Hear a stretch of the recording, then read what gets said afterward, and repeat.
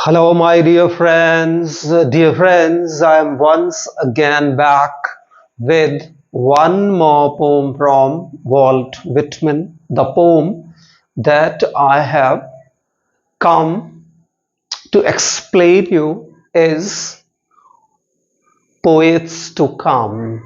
This is the title of this poem. Poets to Come.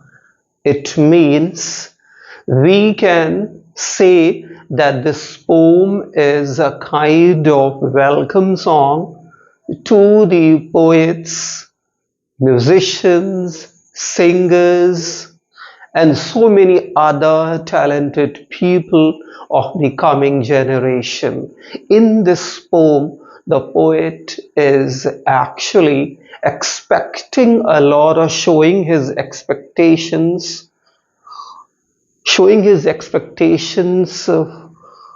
just for the poets of the coming generation, and he looks at the poets as a seer, not as ordinary people, common men, but something with the vision with the vision of you can say, with the vision of the future, or blessed with the ability to look into the future and could better understand the past, present, so on and so forth. He thinks that the coming generation of the poets would be much better in comparison with him. He has lots of hopes and expectations from the poets of the coming generation. He hopes that the poets of the coming generation will explain his work that he will leave behind. His works are his principles, and he will leave his principles as theory, and he expects the poets of the future generation to explain his work to the people and justify, means prove him to be right. What he is unable to explain, he hopes that the poets of the future generation will be able to explain. So let's look at this 9 lines poem and enjoy it. Poets to Come. Remember this poem, like so many other poems, published in 1860 in Leaves of Grass. This poem was also the part of Leaves of Grass in 1860. Remember this. Now let's start the text of the poem. Poets to come, orators, singers, musicians to come. Orators, those who are blessed with the speaking ability, with the ability of the speakers. Speakers actually are called orators. So he says, poets to come, exclamation mark. See the excitement of this poet, the joy of this poet, when he straightway addresses his words to the just poets, singers, musicians of the coming generation. Not today to justify me. So he says, today you are not going to justify me. Maybe I may have failed to justify me, to prove me, to explain my work to the people, to explain actually what do I intend to explain, to tell what do actually I want to intend to the people of my own country. But I hope the work that I am leaving behind will well be explained by you. Those points that I am unable to explain, those problems that I am unable to address, you will will address in the coming generation. See, the time of just Walt Whitman was a time of lots of complications and problems in America. He saw the Civil War and the complications of the Civil War, then slavery, anti-slavery movements, then just immigration related conflicts, lots of problems and complications he faced in his own time. And maybe he means to say that he hasn't just captured each and every complication or problem of his own time in his own poems, in his own works, and he has only and only given a glimpse of those complications and problems. But he hopes a lot from the poets of the future generation, that they will better understand those glimpses of those complications and problems captured in his own work, and will better explain them to the people, and will compose or write great works in comparison with the works of Walt Whitman. So lots of hope. So he says, not today to justify me. So you are not going to justify me today, prove me right or wrong today, and answer what I am for. And today you are not going to answer what I am unable to answer, what I hope from you to answer. But you means poets of the coming generation, whom he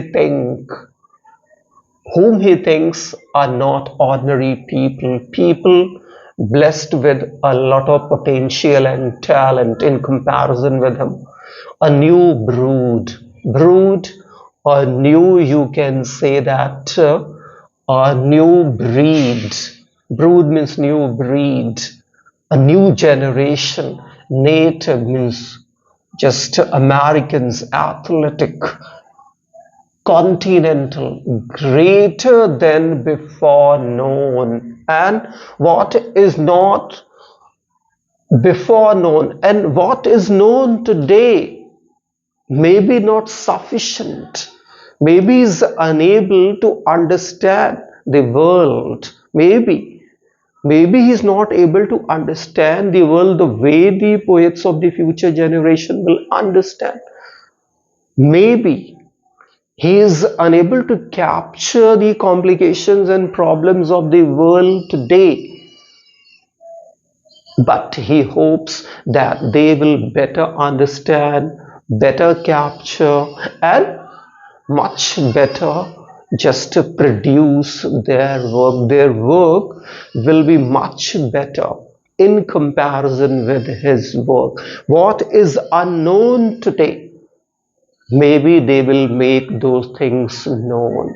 What is unable to just make certain things known because he has failed in making them known, possible he hopes that the poets of the future generation will make those things known to one and all.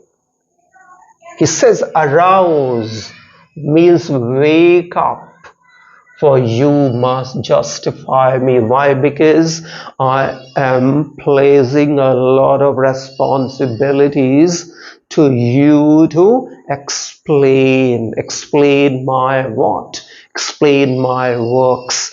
And if you better explain my works, you'll better explain my principles. Why? Because my works are not works, but they are my principles, they are my hopes, they are what I wish to happen.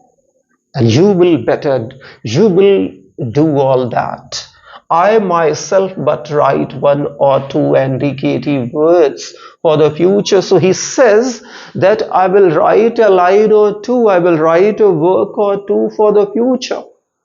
Means I will leave behind a little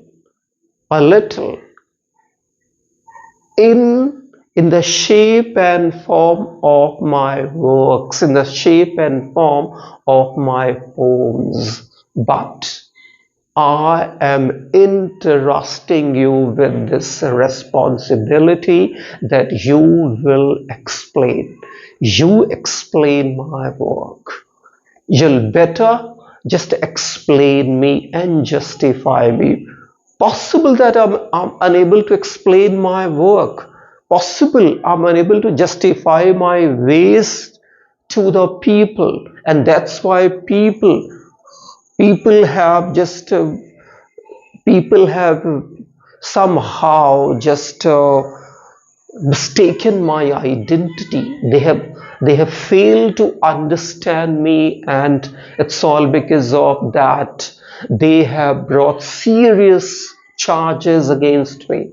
But I hope that you'll better explain me through my works, better explain my principles through my works, and better make me people understand me through my work in my absence. So he says, but I but advance a moment only to wheel and hurry back in the darkness. So he says that possible that I'll take a step or two, but very soon I'll retreat and get lost in the darkness. He means to say that maybe he'll try to explain.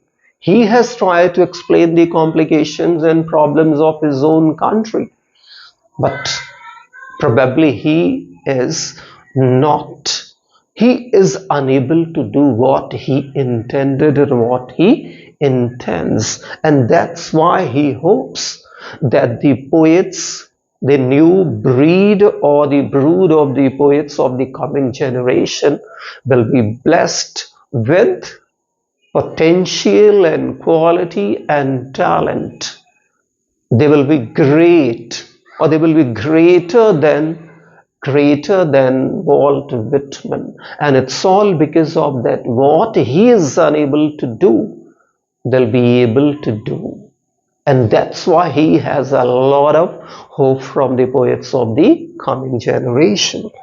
He says, I am a man who, sauntering means moving along without fully stopping, turns a casual look upon you and then averts his face. So he says that I am a common man, moving and walking with all commonality. Maybe I'm unable to capture the complications and the problems of my country, unable to give that guidance my country requires. But I hope that definitely you will give the right direction to the country, to the Americans, and will ensure the country to grow and progress in a very healthy manner, and you will succeed in taking the country to the next level, to that next level where America, our country, will be ruling or shining like the sun all everywhere in the world. He says, leaving it to you to prove and define it. And he says that's why lots of things I'm unable to define and explain, because I'm just not eligible enough. I'm not smart and intelligent enough, because I'm not a seer. I'm not blessed with that vision I hope you'll be blessed with. So I am leaving my what? Leaving my just work that are the living record, or that are the record of my own principles as theory, and I am entrusting you with this very, very important responsibility to explain my principle by explaining my works, and will justify, will prove me right, will prove me the way I intend you to prove me, because somehow I'm unable to prove myself that with what honesty and hard work I have tried my level best to bring my country to the next level, to bring my country, or to guide my country means to guide my people on the way of the success, growth, progress, so on and so forth. So he says, leaving it to you to prove and define it, expecting the main things from you. And see how beautiful the use of anaphora. This line begins with I, again, I. So beautiful example of anaphora here we have. So I hope, my dear friends, you must have enjoyed this explanation of mine. Even if you find some complication or you find some just a problem in understanding certain line of this poem, do let me know. I'll try my best to explain in the next video. Thank you, my dear friends, for watching.